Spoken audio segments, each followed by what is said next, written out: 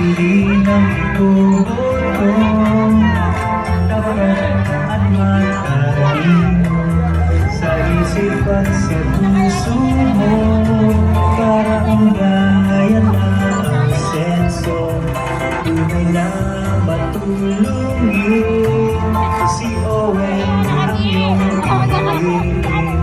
Pagpiliin natin si Owen, pagkat sarili natin.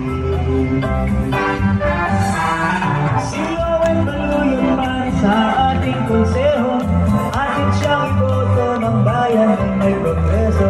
Si Owen Baluyan, kaibigan at sandigan mo, Owen Baluyan kapuso mo.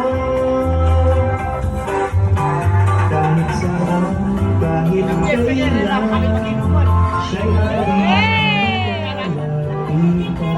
Maglilingkod si Owen sa bayan, tapat at maaasahan, tunay na matulungin si Owen ang inyong piliin.